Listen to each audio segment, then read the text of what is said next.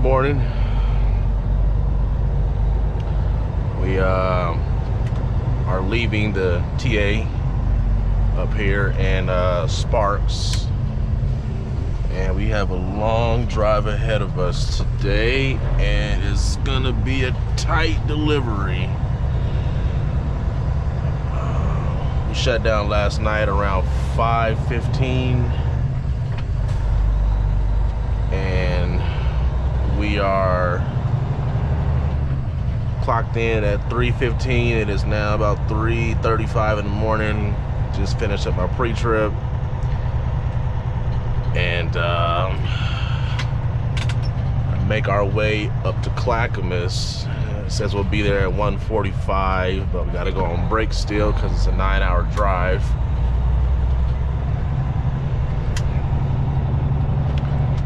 And I believe this place closes at like 3 o'clock or something like that.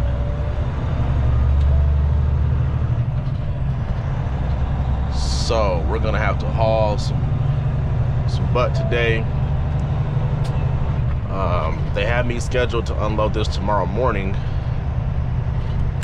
but I want to get it off today if I can. Only because we have a reload that comes right back up here to Reno, and I want to get that off Friday. Now, typically I like to be ahead of schedule on my deliveries, whether it's a day or a couple hours. I like being ahead, so that way I can get my next load and I got enough time to come back home for Friday. So that's why we start so early in the morning, get past all the traffic. And if we leave early enough in the morning, depending on how far you have to go, get there for they close. You drop off, the same day. Usually that's how I run my schedule. I usually pick up, like for example, I picked this up yesterday, and I plan on dropping this off today. We could have drove 2 hours last night, but we didn't. There wasn't much ahead of me for 2 hours to get to from where I was at. Susanville was 2 hours and some change away, or an hour and 45 away, and I was just tired and I didn't want to run it, so we shut down early to get up early. And if we had kept the 2 hours running yesterday, I clocked in at like 5 this morning instead of 3 this morning. So no big deal. I think we'll still make it there. Now, as far as our pickup, we'll probably make it there overnight and camp out there for the night, and be there first thing in the morning, Thursday morning, come back down, and we'll be here Thursday afternoon, should be, if I can get this off. So if I can get it off, that makes it even better. For some reason, I'm actually thinking that we're not gonna get this off today, because you gotta call for an appointment, and of course it's 3 in the morning right now. They open at 7, so I got about 4 hours before I can even call them. You're probably saying, why you didn't call yesterday? Well, I didn't call yesterday because when I got the load, I got it in the morning, and it was at 3:30 afternoon for a pickup time. We got there, I think, at like 12 or something like that, and I didn't leave there until about 4. And I didn't think we was gonna have to. I mean, we was gonna what's the word I'm looking for? I didn't think I was gonna be sitting there that long. I thought I was gonna go there and be there, for about an hour total between loading and tarping, but we was there for about 3 hours yesterday. So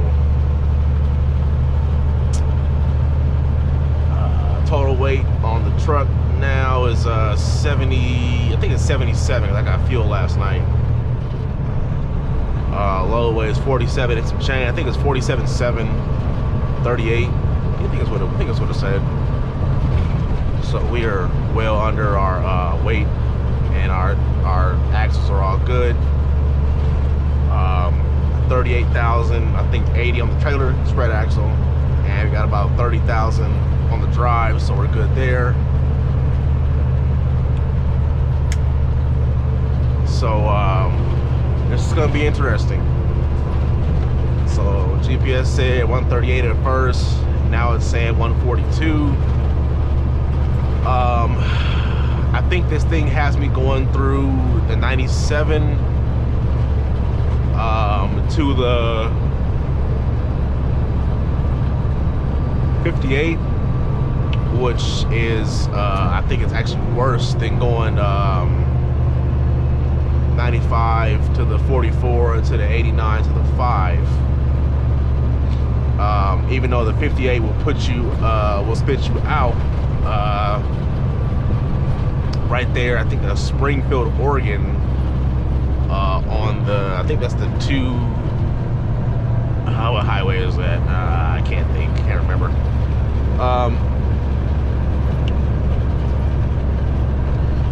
But it's kind of more hills that way, kind of, sort of. I usually just take the 44 to 89 to the 5. I usually do. To me, it's just I know that route very, very well, and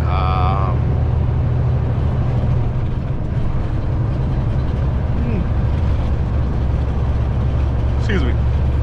I know that route very well, and I don't mind driving that way. Even though I don't like it, but I don't mind driving it when it comes to going the other direction.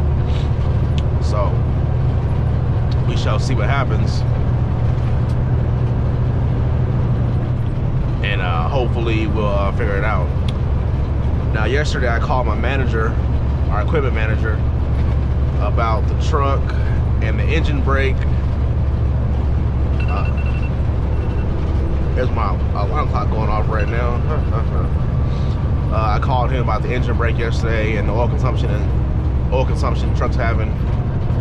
And now, maybe it's just me. He told me that to just add enough oil to where it just comes to the cross hatches on the dipstick. That way it won't burn any oil. He's saying that a lot of us are overfilling the oil on the Cummins. And I said, well, I'm kind of confused, because why would they make a dipstick to the full line to the top of the cross hatches, and then you saying put it halfway or put it down to the start of that cross hatches? I don't know. Anyway, I've never heard that before. Also, if I told you guys, we're going through oil, and he's telling that I don't climb the hills and I hide up RPM. Well, I climb the hills at about 1,500 RPMs, and like now I'm at like 1,600, something like that. Let's see, 1,630 right now is what I'm at, and he said that is the Cummins sweet spot to climb. Now, me coming from older trucks, I've never climbed a hill past 1,600 RPMs, depending on transmission, the hill, gear ratio, stuff like that. I know it's different motor, different technology, different times, I get that, but I just think for me to be at 1,700 RPM climbing the hill is kind of high. I could be wrong on these newer motors, but that's kind of high to me. So I keep mine around 15. He said being at 15, that's where you start getting into the oil consumption. Once you get past 1,700, it's oil consumption. And I'm just kind of like, okay, all right, well, I'm gonna try it and see what happens and go from there. he asked me about the engine brake on when I'm on the engine brake or the Jake brake. Where's the manifold pressure at? And I said sometimes it's not even at full boost. It's at like 20, 25, or maybe 20, 30 maybe. And these go to about 38. On our motors, they go to about 38 pounds of manifold pressure. So I'm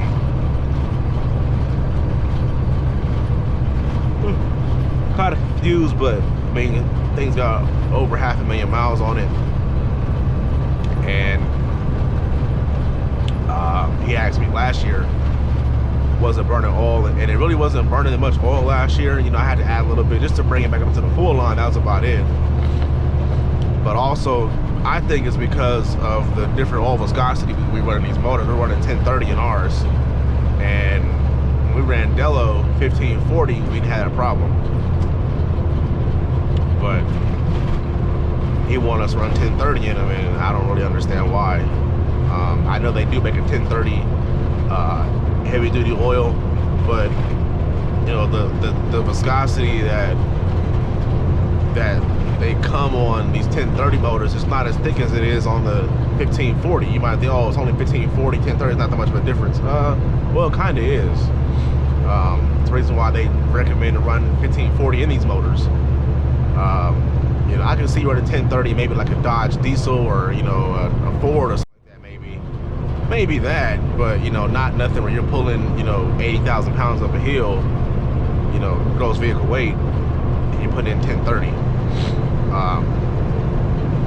I think the mechanic I talked to at the shop, he would say that's a result of, I mean, running all that thin in an older motor, it's, you know, loss of oil pressure.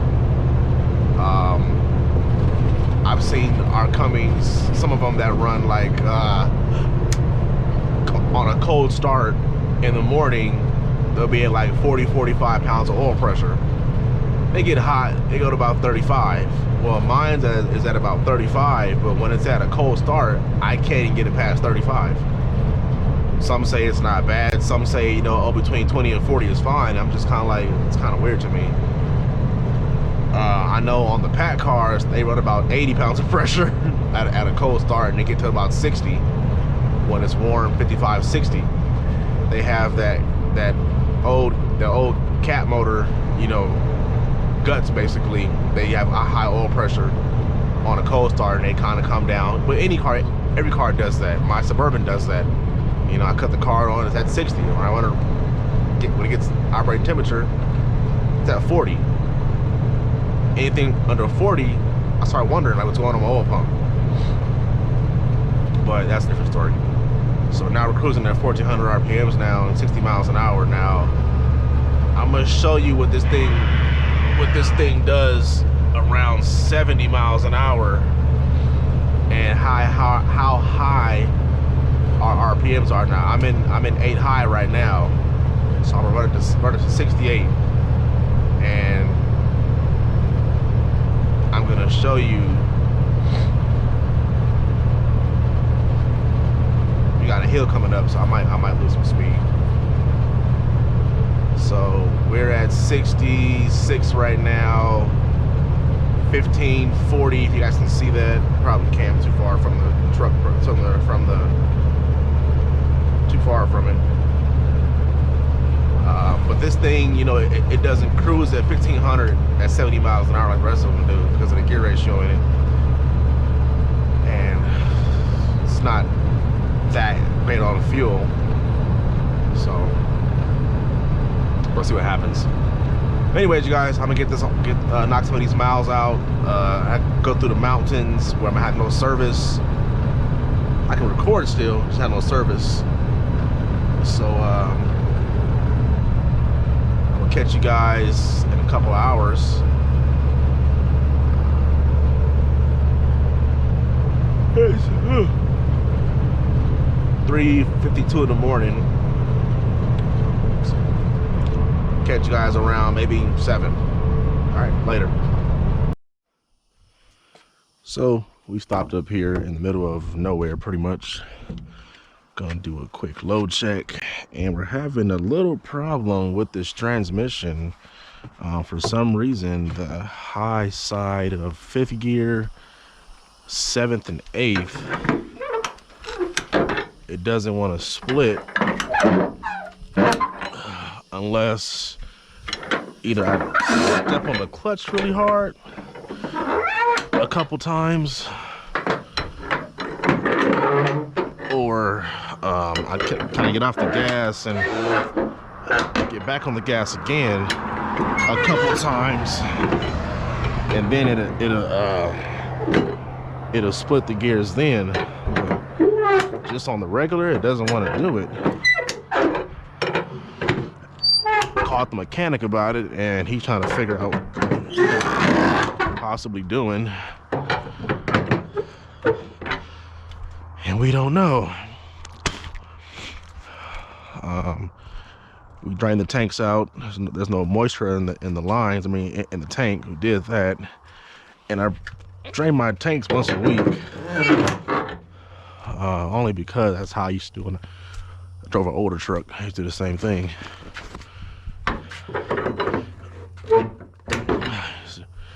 Drain my tanks also every night on the older ones, because you pretty much kind of had to.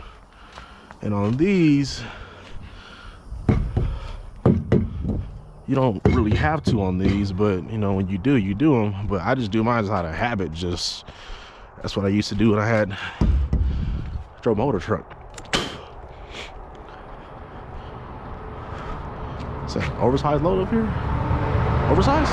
Is it? No, not oversized. I thought it was an oversized load. Tarp is holding up pretty good since we didn't fully tarp this load. You know, they don't consider it fully tarped because it has a gap in it, which is retarded, but whatever. It's tarped. I said I wasn't gonna pull out those big tarps for another inch and a half, whatever. I wasn't gonna do that for that. Oh man, I got this same rock that's been in here for like the past couple of days. There we go.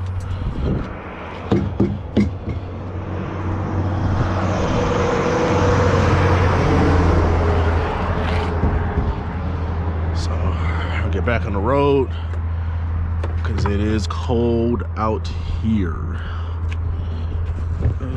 It's cold. So I wash my hands. It's gonna be cold too, this water. I haven't heated this water up. Usually I got like at least heated water in here, but it's gonna be cold. Let me put it over here so I can get my feet super wet.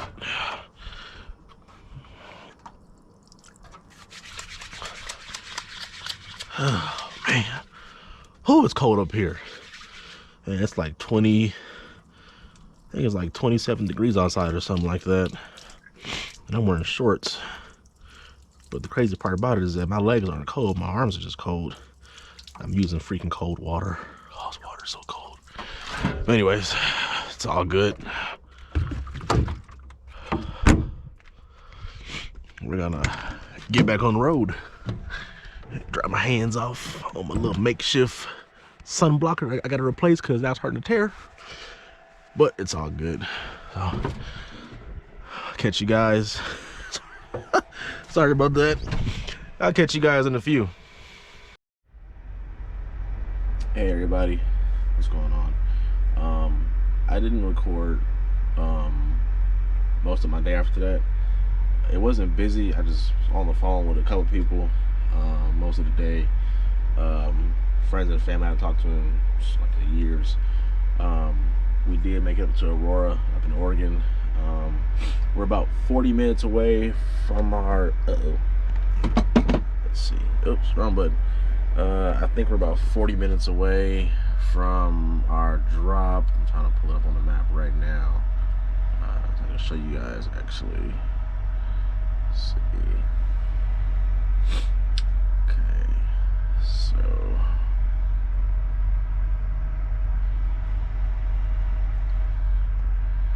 my GPS is still acting crazy. What's going on here? Let's see your location. Yes. Okay, so So we are actually about 25 minutes away, actually. I don't know if you can see that or not. Let's see. Here we are down here. Take the 5 up to the 205 and take it around there up to Clackamas. So we'll be there in the morning. They open at 7, but the problem is that I don't want to leave the truck stop too early and get there super early, and then I don't want to leave here at like 6 in the morning either, because the traffic going over there around that time gets pretty bad. So I'm thinking I might leave here maybe like 5:30. I get there at 6. I'll untarp this, and they should pull me in about 7:15, and then we're gonna head out to Carson, Washington after that to pick up for Reno. I don't know if we're gonna actually drop that off Friday because of our transmission problem we're having right now today. Like I said, 5th gear, actually 5th through 8 now on the high side. Those gears are acting kind of funny. I did drain all the tanks on the truck and trailer, just to see if there's anything in them, mainly the ones on the truck. Nothing came out, wasn't no water in there. I did just drain those last Thursday also too, when I clocked out for the night, and then of course in the morning I let it go back up air, and it was fine. So hopefully we can get this off. Well, we will get this off. We'll get our current load off tomorrow morning, leave there probably about 8, and then Carson, Washington from there is, why did I not look this up earlier? I think it's like an hour away or something like that. Yeah. So it's about an hour away. You guys can see that. So we'll be here in the morning, pick 205 to the 84, and then up there and across this bridge over there. I don't know if I'm gonna take this route, like going up the 205 to the 14. You see that? There you go. Focus. I'm not sure I'll take that route. They say it's faster, but I know there's a lot of traffic on the 205 going up that way through Happy Valley. You can see that, Happy Valley. And let's see what else we got. Maywood Park, passing the airport, and then you cross into Washington, and then you take the 14 all the way down to Carson. The route they have us going back to Reno is through, you can see this right here, it says Hood River, which is the 35, and then you take that all the way down into the 97, and 97 to the 5, and then you take the 89 to the 44, 95, you'll be in Reno. I personally don't like going that way because the lack of stops and service. By this thing acting funny, I want to be somewhere where if it acts funny on the 5, it's, there's like 3 or 4 Kenworths on the 5, truck stops and everything on the 5 and everything. Anyways, that's for tomorrow, so we'll find out then. As of right now, I did make it to Aurora, like I said, and I got the shower. I went to take a shower, and I'm at the Flying J in Aurora, and no bueno. I walked in the bathroom, and now that I have an Instagram page for you guys, it's 18_will_life. Follow me on Instagram. I did a random video last week when I was at a truck stop, I think the Pilot whatever or something like that, and they liked the video and commented and everything. So I was like, you know what, I'll probably start doing that, making a little video of the bathrooms and everything, for drivers who go there, and I'm tagging the places in the videos and everything. I shot a video today, bathroom on Instagram, a little quick video, and their bathroom was, it was clean. everything was all fine. You know what? I'll just put the video after this clip. You guys can watch it yourself, okay? Anyways, I'm gonna end the whole video for myself here. I'm gonna insert the bathroom clip of the shower area in the truck stop I'm at right now, which is the Flying J Pilot, whatever you want to call it, in Aurora, right across from the TA. So I'll catch you guys later. Catch you tomorrow. Thank you for watching the ride with me. I know it wasn't a lot today, but I've had a lot of phone calls today, so hope everything is better. Yes, like, comment, subscribe, and share, and click that bell button. Also, give me a thumbs up. It helps the channel out a lot. Catch you guys later. Have a good one.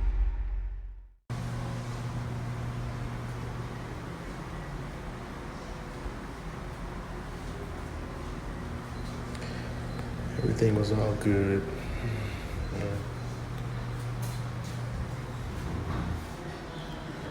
Everything was all good till I saw this. Here on the toilet, like pee on the toilet, and it was just clean.